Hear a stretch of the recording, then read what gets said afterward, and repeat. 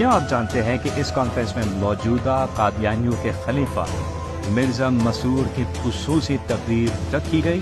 کیا پاکستان میں کچھ ایسے اہل علم اور صاحبان افتاء موجود ہیں جو ایسی قادیانیت نواز کانفرنس میں شرکت کا شرعی حکم بتا سکیں؟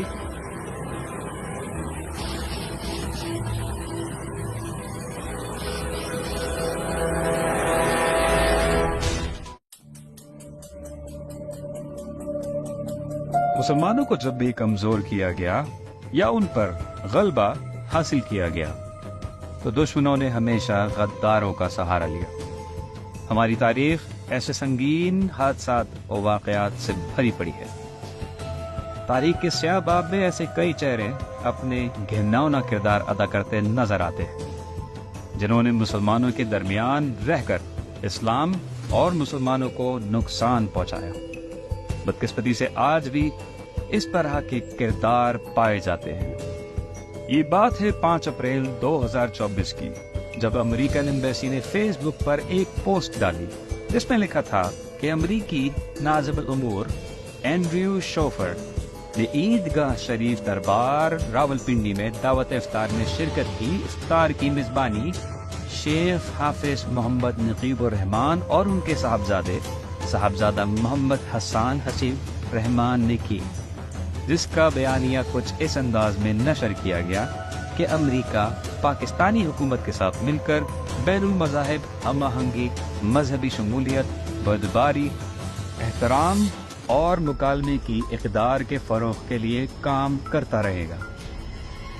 اس پوسٹ میں جو تصاویر شیئر کی گئی ہیں وہ چونکا دینے والی ہیں۔ مریدین اور طلباء نے امریکی پرچم اٹھائے ہوئے ایک طرف غزہ کے فلسطینی مسلمانوں پر مظالم کے ناقابل بیان صورتحال اور دوسری جانب امریکہ کا اقوام متحدہ میں جنگ بندی پر 3 بار ویٹو کئی ایک سوالات کو جنم دے رہا ہے۔ کیا آپ جانتے ہیں کہ امریکی نائب الامور کے میزبانی کے فرائض انجام دینے والے پیر نقیب الرحمان اور پیر حسیب الرحمان کون ہیں؟ کیا محض کسی درگاہ کے اختلافی سجادہ نشینی میں اتنی کشش ہے کہ ہر فرقے کا بڑے سے بڑا عالم، پیر، رہنما ان کے آگے حاضر خدمت ہے؟ کوئی ہاتھ چوم رہا ہے تو کوئی انہیں سینے سے لگا رہا ہے، کوئی ہاتھ باندھے کھڑا ہے تو کوئی دست طلب لیے حاضر ہے۔ ایسی عقیدت تو کسی بڑی سے بڑی ہستی کے لیے نہیں دیکھی گئی۔ یہ میٹرک پاس لڑکا جس کے پاس کسی دینی ادارے سے باقاعدہ تعلیم نہیں، سب کا منظور نظر اور مشکل کشا کیوں کہ اور بن گیا؟ اس طرح غیر ملکی سفراء سمیت ہر پارٹی کا بڑے سے بڑا سیاستدان اور اداروں سے وابستہ اہم شخصیات سب اس کی ہمنشی کیسے ہو گئے؟ گویا جادوئی شخصیت کا یہ مالک، یہ نوجوان ایسی کون سی گیدڑ سنگھی کا حامل ہے جو شاید کسی مفتی یا تنظیم کے سربراہ کو بھی حاصل نہیں، جب ہی سب اس سے مشکل کشائی کے لیے وابستہ ہوتے جا رہے ہیں۔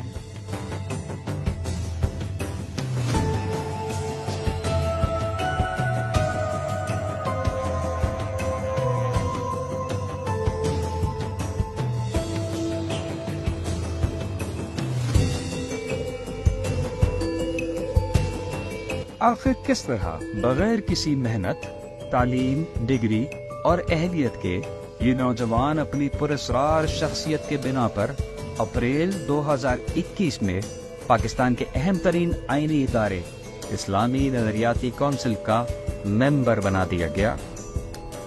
یہ کیسے ہو گیا؟ یہ راز بھی آج تک راز ہے، کیونکہ یہ راز ابھی پردہ اخفا میں ہے۔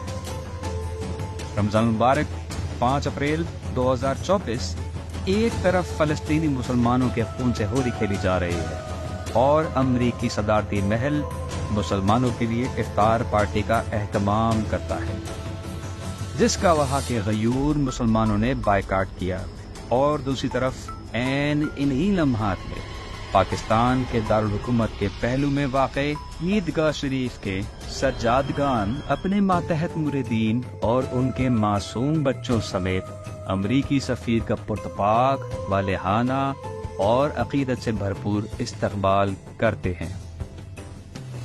طرفہ تماشا تو یہ ہے کہ مسلمان بچے امریکی جھنڈے کی غلامی، احساس کمتری و محرومی کی تصویر بنے پھول برساتے رہے، اور دوسری جانب غزہ کے بچوں اور بڑوں سب کا امریکی عشیر آباد سے قتل عام جاری تھا۔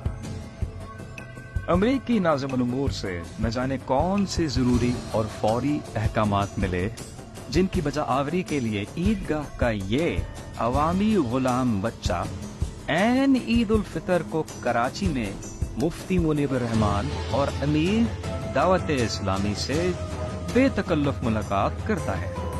ان ملاقاتوں کی جو تصاویر اور ویڈیوز منظر عام پر لائی گئی وہ بجائے خود حیران کن ہیں۔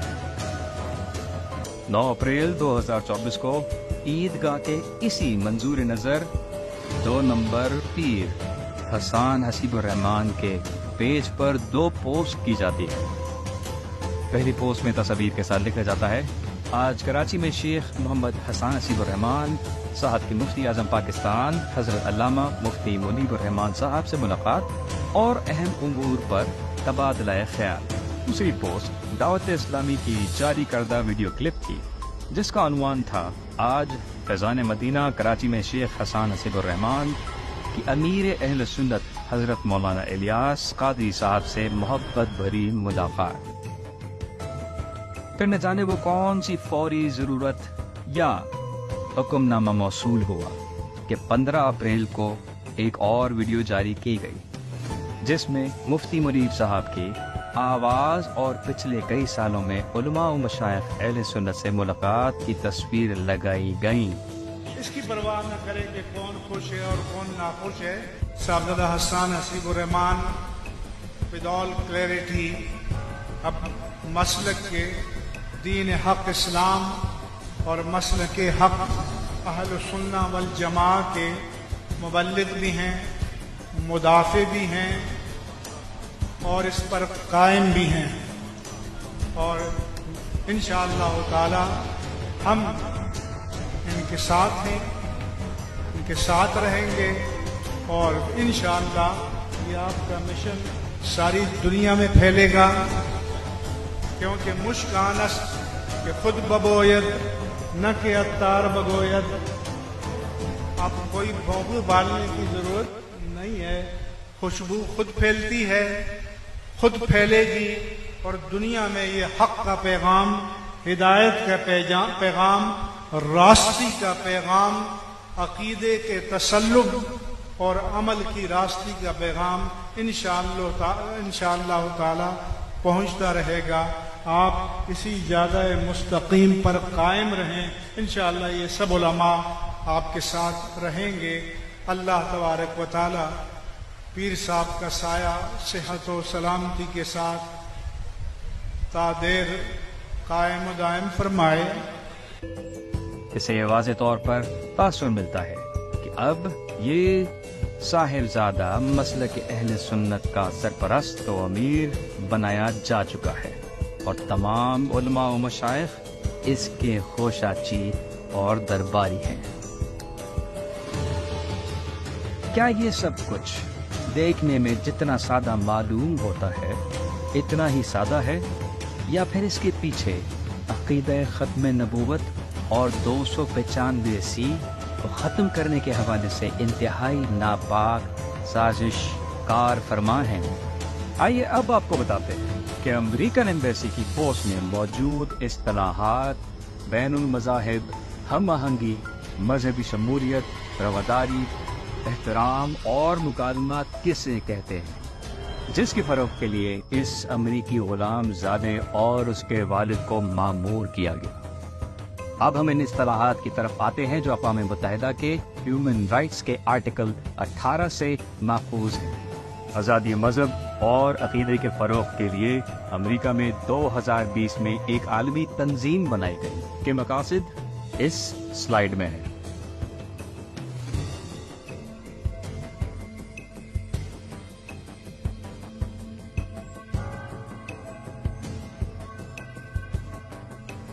اس تنظیم کے تحت ایک کانفرنس لندن میں رکھی جسے منعقد کرنے کی ذمہ داری ایک مسلمہ قادیانی مبلغ लॉर्ड तारिक अहमद को दी गई। कॉन्फ्रेंस में लॉर्ड तारिक अहमद ने पाकिस्तान में कादियानियों पर मजालिम को मौजू बनाया और कॉन्फ्रेंस हॉल में 298 बी और सी को ख़त्म करने के हवाले से भी कुछ पैनाफ्लेक्स दिखाई दे रहे हैं। क्या आप जानते हैं कि इस कॉन्फ्रेंस में मौजूदा कादियानियों के खलीफा मिर्जा मसूर की खुसूसी तकरीर रखी गई? There's many a familiar face I see, a faith, a commitment, a real inspiration across the board to so many across the world, as we join together this morning in our collective vision and our need and call for strengthening freedom of religion or belief for all. Freedom of religion and belief are core human rights that must be preserved and protected. इस conference के मकासद में लिखा गया कि आज़ादी मजहब के लिए काम करने वाले अफराद और कानून तब्दील करने के लिए एक मखसूस फंड कायम किया गया है जिसके जरिए इनकी इमदाद की जाएगी। क्या पाकिस्तान में कुछ ऐसे अहले इल्म और साहिबान इख्तियार मौजूद हैं जो ऐसी कादियानियत नवाज कॉन्फ्रेंस में शिरकत का शरई हुक्म बता सकें? तहकीक से पता चला कि लॉर्ड तारिक अहमद आम कादियानी नहीं बल्कि कादियानियों का सरगर्म रहनुमा और कादियानी जमात के कलीदी ओहदों पर फाइज रहा है। इसी वजह से इसने पाकिस्तान आकर इस सिलसिले में खूब काम किया। हैरान कुन तौर पर कॉन्फ्रेंस से कई माह कबल 8 जनवरी 2022 को इस कादियानी लॉर्ड तारिक अहमद ने ईदगाह के पीर नकीब और पीर हसीब से मुलाकात की, जिसके बारे में Ian Stuart MP member parliament बरतानिया के खत से पता चलता है। और इसी मुलाकात में यकीनन इन दोनों ज़र-ख़रीद बाप बेटे को कॉन्फ्रेंस में शिरकत की दावत दी होगी। सर्च किया तो ये हकीकत ज़ाहिर हुई कि ईदगाह वालों ने कॉन्फ्रेंस में अपनी शिरकत के तमाम सबूत मिटा दिए, लेकिन किसी अंधे अकीदतमंद मुरीद ने 1 जुलाई 2022 को इनकी लंदन आमद की वीडियो अपलोड कर दी।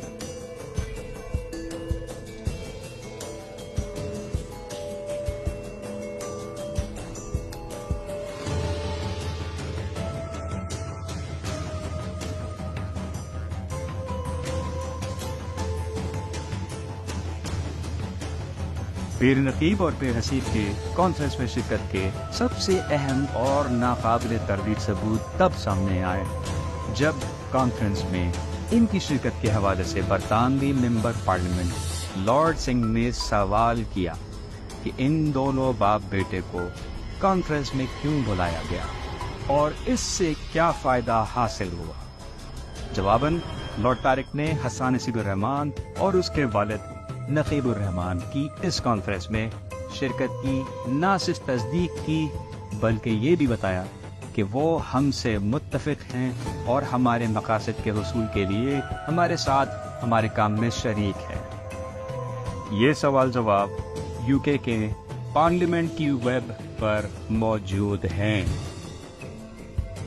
क्या यह अखज़ करना दुरुस्त नहीं कि इन दोनों बाप बेटे के पीछे यही ताकतें कार फरमा हैं? क्या हमारा ये सवाल नहीं बनता कि शेख पीर नकीब और उसके लौंडे की ये सरगर्मियां इस्लाम और पाकिस्तान के आईन से मुताबिकत रखती हैं? क्या मिर्ज़ा खलीफा मसूर कादियानी का बराह रास्त खिताब सुनने वाला और उसकी हिमायत करने वाली मजलिस का हिस्सा बनने वाला मुसलमान रह सकता है? अब आपको ये ज़रूर समझ आया कि इस मैट्रिक पास नौजवान की गैर मामूली पजीराई, दसबूसी और कासा लेसी क्यों कर जारी है। अब इन दीनी रहनुमाओं और उनसे वाबस्ता उलमा और मशाइख से इनकी पोजीशन के बारे नहीं पूछा जाना चाहिए कि वो दानिस्ता तौर पर इस्तेमाल हो रहे हैं या फिर इन मक्कार और 2 नंबर पीरों के चुंगल में फंस गए। ان سب معاملات پر حضرات کا پوزیشن واضح کرنا فرض ہے۔ کیا وجہ ہے کہ اس لونڈے پیر سے وابستہ کسی بھی عالم، مفتی یا پیر یا تنظیم نے موجودہ اہم ترین اور تاریخ ساز مبارک ثانی کیس کو درخور اعتنا نہیں سمجھا، اور نہ ہی ان کا کوئی ویڈیو یا آڈیو پیغام اس حوالے سے اسلامیان پاکستان کی سماعت سے گزرا۔ یہ بات بھی درد دل رکھنے والے اور حامیان ختم نبوت کے دلوں کو چھلنی اور لہو لہان کر رہی ہے کہ آخر ایسی کیا آفت آن پڑی کہ این ریویو پٹیشن والے دنوں میں، یعنی 29 مئی 2024 والے ہفتے، یہ زر خرید بچہ سپریم کورٹ کا قرب چھوڑ کر سینکڑوں میل دور اصلاح امت کا درد لیے ہفتہ کراچی مناتا رہا، اور اس سے وابستہ اکثر حضرات اسی سے متصل رہے اور 29 مئی کو مبارک ثانی کیس میں پیش ہونے سے معذور رہے۔ ابھی مزید اور بہت سے سوالات جواب طلب ہیں، لہذا جاگتے رہیے اور جگاتے رہیے۔